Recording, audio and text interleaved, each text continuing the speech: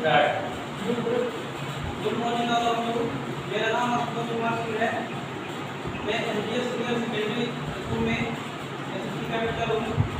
CBSE द्वारा दिए गए टॉपिक जो है बहुप्रतिभा सिद्धांत, जिसको अंडरस्टैंडिंग मल्टीपल इंटेलिजेंस कहा जाता है। इसका तात्पर्य जो है, ये सिद्धांत एक अमेरिकी मनोविज्ञानी जिनका नाम है हॉवर्ड गार्डनर, जो अमेरिका के एक मनोवैज्ञानिक हैं, उन्होंने बहुप्रतिभा सिद्धांत का प्रतिपादन करने की व्याख्या अर्जित की है। गार्डनर के अनुसार बुद्धि कोई एक तत्व नहीं है, बल्कि कई भिन्न भिन्न प्रकार की बुद्धियां उसमें उपस्थित होती है। प्रत्येक प्रकार की बुद्धि एक दूसरे से स्वतंत्र रहकर कार्य करती है। सभी व्यक्तियों में एक विशिष्ट प्रकार की बुद्धि होती है, जिनका वर्णन गार्डनर महोदय ने किया है। इनका जन्म 11 जुलाई 1943 को अमेरिका में हुआ था, और वो एक संस्था से जिससे वो पढ़े, उसका नाम है हार्वर्ड यूनिवर्सिटी, और इस कॉलेज से पढ़े, उसका नाम है हार्वर्ड कॉलेज।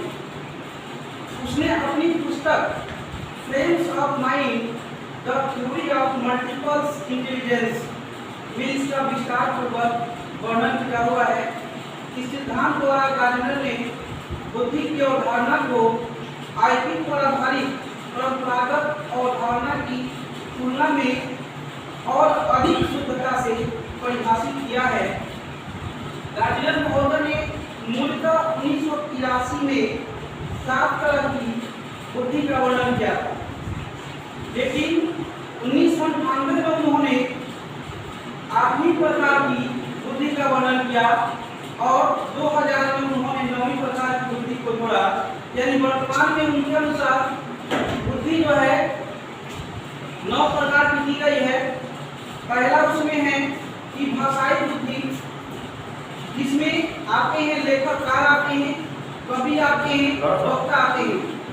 दूसरा है तार्किक गणितीय बुद्धि, जिसमें वैज्ञानिक आते हैं, गणितज्ञ आते हैं, उसके बाद वैज्ञानिक आते हैं।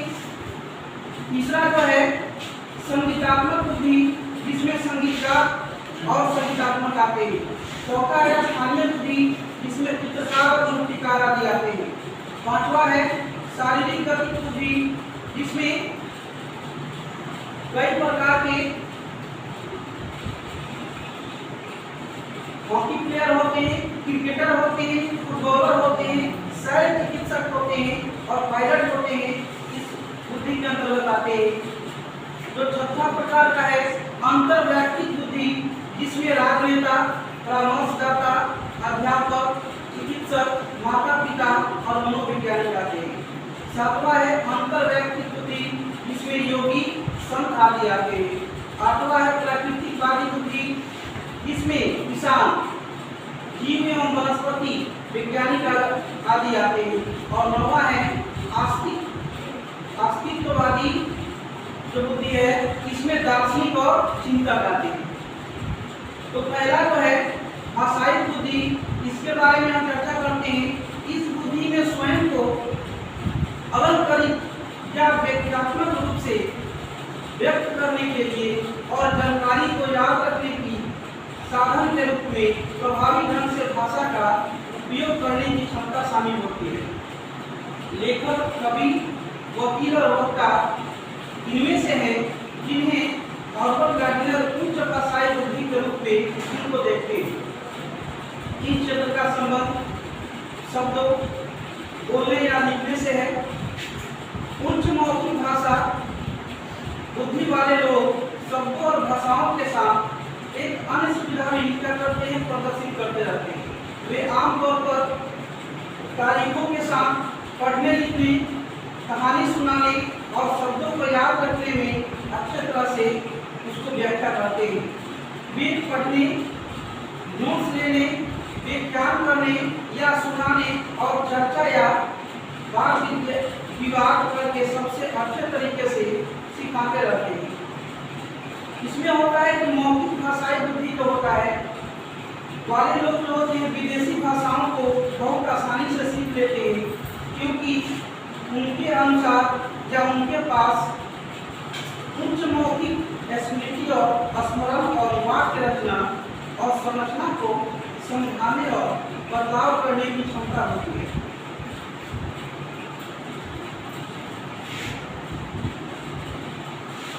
इस बुद्धि वाले लोगों के पास उपयुक्त कैरियर में लेखक, वकील, पुलिसकर्मी, दार्शनिक, पत्रकार, राजनेता, कवि और शिक्षक शामिल होते हैं। सभी शब्दों के अर्थ और क्रम प्रति संदेश वाहक जो है भाषा के विभिन्न प्रकार की जो भाषा होते हैं या उसका उपयोग किया जाता है, इसमें सबसे ये अग्रणी माना जाता है।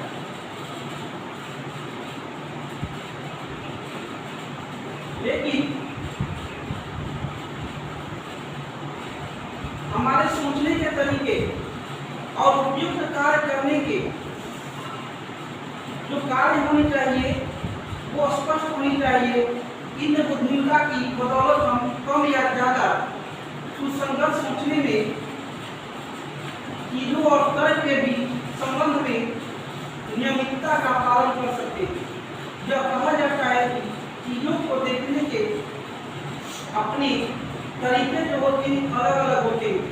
दुनिया में होने वाली चीजों को परिभाषित करने के लिए अपने तरीकों से भाषा का उपयोग करना हमें कुछ तार्किक नियमों को अपनाने की अनुमति देती है, जो हमारी सोच को दूसरों के साथ जोड़ता है। यह ध्यान रखना महत्वपूर्ण है कि इस प्रकार की बुद्धि सीधे तौर पर हमारे सोचने के तरीकों को नहीं बताती, न कि हमारी भाषा का उपयोग या हमारी स्वयं की पारस्परिक व्याख्या या कारण हमारी विचारधारा और उस भाषा के उपयोग पर बहुत अधिक निर्भर करती है जो हमारी विशेषता होती है। तार्किक गणितीय जो बुद्धि होती है ये हमें यह सवाल करने में स्पष्ट रूप से मदद करती है उस पर प्रकार की कई प्रकार की जो चीजें होता है जिन्हें हमें जोड़ना चाहिए। उदाहरण के लिए जैसे तर्क हमें यह नहीं बताता है कि हमें किसी समस्या के किन पहलुओं को प्राथमिकता देनी है, इसमें भी भाषा हमें मदद करता है।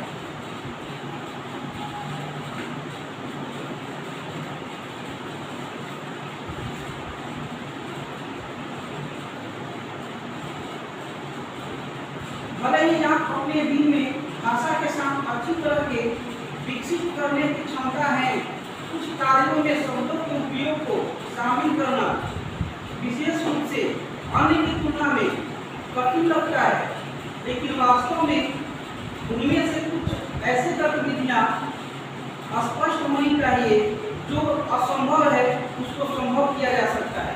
जैसे कि समझाने के लिए हम किसी ऐसे व्यक्ति का उसको लाते हैं जिनकी भाषा हमें पूरी तरह से समझ में नहीं आती है। यह छोटे दैनिक नुकसान या उसके अनुसार हमें भाषा इंटेलिजेंस के बारे में एक विचार देने के लिए काम करता है। वह डिग्री जिस पर कोई व्यक्ति विचारों को व्यक्त करने और समझने और उसकी क्षमता से या उसके उद्देश्यों को प्राप्त करने के लिए कुशलता से भाषा का उपयोग करने में सक्षम होता है, उससे भाषा का ज्ञान हो सकता है। भाषाई खुफिया जैसे कभी कभी इंटेलिजेंस भी इस बुद्धि का सिद्धांतों का प्रतिपादन या उसको करते हुए दिखाई देते हैं, और इसे ध्यान में रखते हुए आपको भाषा के उपयोग को बढ़ाने के लिए राजनीतिज्ञों को भी इसका अनुपालन करते हैं। दूसरा है कि तार्किक गणितीय बुद्धि। तार्किक गणितीय बुद्धि में होता है कि समस्याओं को हल करने की हमारी क्षमता पर लंबे समय से विचार किया जा रहा है, हमारी खुद की अभिव्यक्ति पर स्पष्ट होता है। यह श्रृंखला में गणितीय पैटर्न पर या उसका पता लगाने का मानसिक गणना ऑपरेशन को हल करने या ज्यामितीय अभ्यासों का जवाब लगने वाले समय को मापने के लिए उपयोग किया जा सकता है। आज तक यह क्षमता अभी भी बहुत महत्वपूर्ण है जब मनुष्य की संज्ञात्मक क्षमताओं का मूल्यांकन किया जाता है।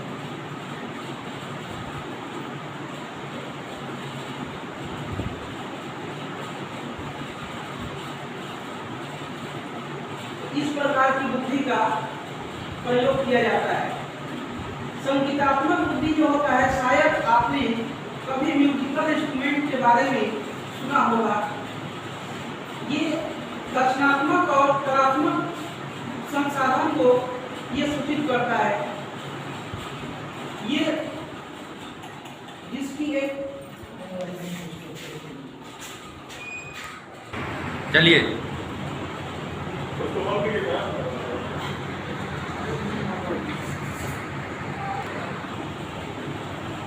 संगीतात्मक बुद्धि, शायद आपने सभी म्यूजिकल इंस्ट्रूमेंट के बारे में सुना ही होगा। ये म्यूजिकल इंस्ट्रूमेंट तो होते हैं, ये हम लोग के जो वेद हैं, ये सामवेद से लिया गया है। सामवेद जो है संगीत के लिए जाने जाते हैं। इसकी एक निश्चित सार्वभौमिक भाषा होती है। यदि नहीं तो आप गुणों को केवल यह महसूस करना क्यों पसंद करते कि यह आपको प्रसारित करती है। आप उन गतिविधियों को भी पसंद करते हैं जिनके बोल आपको समझ में नहीं आते हैं। वो एक तरह से सभी बच्चों को बहुत कम उम्र से संगीत का उपयोग करने में सक्षम नहीं होना चाहिए। उनमें कुछ ऐसे प्रतिभाएं विकसित करनी चाहिए जो उन्हें अन्याय या नहीं समझनी चाहिए, उसको भी बताना चाहिए। संगीतात्मक बुद्धि या बुद्धिमत्ता के लिए संवेदनशीलताएं और लय और स्वर की सूक्ष्म कमान की आवश्यकता होनी चाहिए। विज्ञान इस बात का बचाव करता है कि संगीत हमारे जीवन में रहा है, जो समय की शुरुआत से ही हमारा हिस्सा है। हालांकि बाद में संगीत समाज और संस्कृति की तरह ही विकसित हुआ है। संगीत हमेशा से हमारे जीवन का हिस्सा है।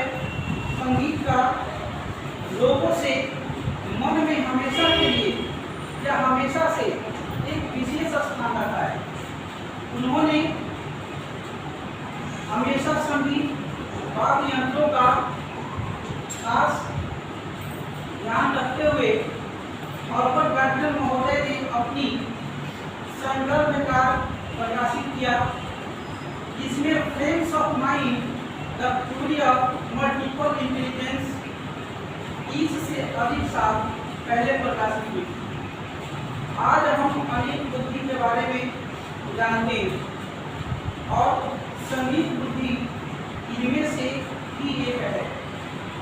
जैसे कि फ्रेडरिक नीत्शे ने एक बार कहा था कि संगीत के बिना जीवन एक अधूरी होती है। संगीत को अपने आप में प्रतियोगिता के रूप में देखा जाता है। हॉर्बर्ट गार्डनर ने कहा कि बौद्धिक क्षमता संगीत क्षमता से अलग होती है, क्योंकि इसका कार्य मस्तिष्क के एक विशेष क्षेत्र में पाया जा सकता है। उदाहरण के लिए भाषा